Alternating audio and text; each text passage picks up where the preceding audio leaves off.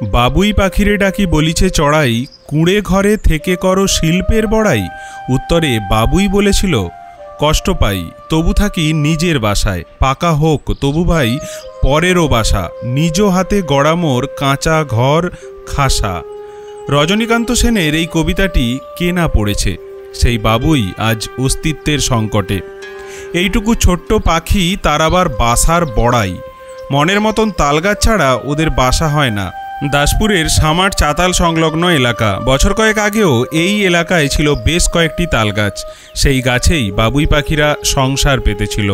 বাসা বানিয়ে দোল খেত কয়েকশো বাবুই তখন।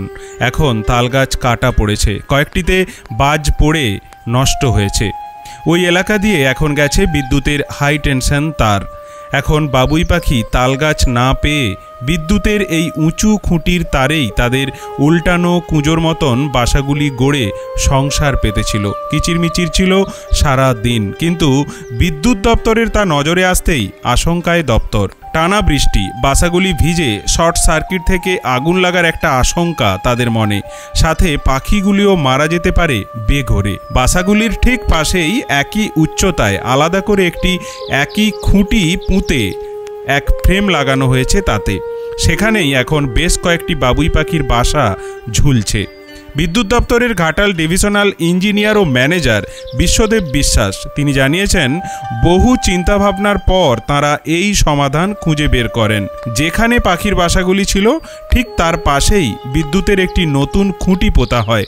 এরপর সেই খুঁটির ওপর পাইপের সাহায্যে সাবধানে পাখির বাসাগুলি স্থানান্তরিত করে দেওয়া হয়।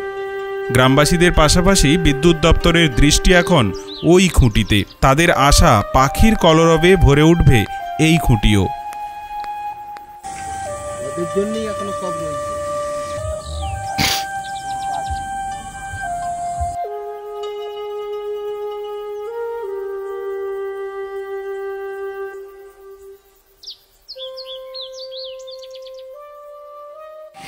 এই গ্রামটার নাম তো সামার গ্রাম। এই যে ইলেকট্রিকের হাই ভোল্টেজ তারে বাবুই পাখি বাসা করেছিল, কি দেখলেন ওখানে?